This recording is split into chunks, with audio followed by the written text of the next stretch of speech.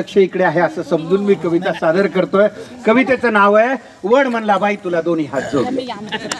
काही नाही, साधी कल्पना आहे. वडामधला आणि त्या बाई मधला तो संवाद आहे, बाकी दुसरं तिसरं काही नाही. एक बाई लगबगीनं पूजेसाठी आली. एक बाई लगबगीनं पूजेसाठी आली. भक्तिभावाने वडाला चक्रा मारू लागली. भक्तिभावाने वडाला चक्रा मारू लागली. वड देवा पूजा पदरात घे. वड देवा पूजा पदरात घे. जन्मोजन्मी पुन्हा मला हाच पती दे.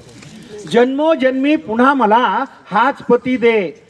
आश्चर्याने वडाने विचारलं, हाच पती पाहिजे?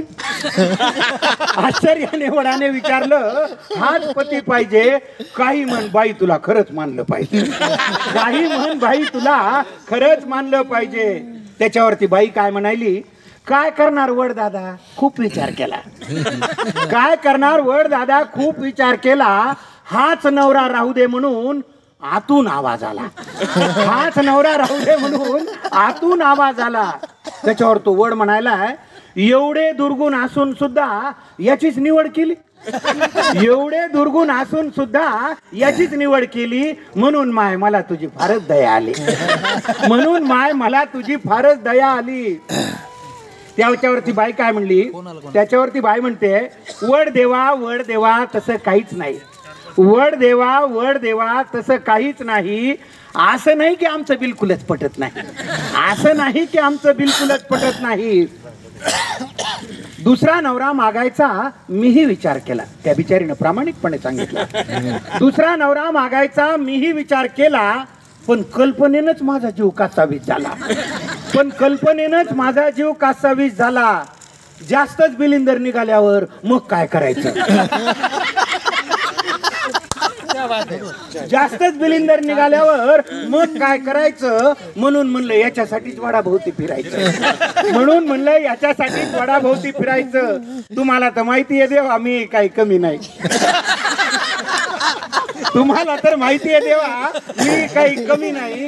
बिचाऱ्याच्या डोक्याला केस सुद्धा ठेवला नाही. बिचाऱ्याच्या डोक्याला केस सुद्धा ठेवला नाही. अधून मधून गुरगुर करत, मी थोडंच ऐकते. अधून मधून गुरगुर करत. पहा, या ओळीला पुरुष रसिक सुद्धा दाद देतात. म्हणजे याच्यापेक्षा स्वच्छ मनाची माणसं असू शकतात का? अधून मधून गुरगुर करत, मी थोडंच ऐकते.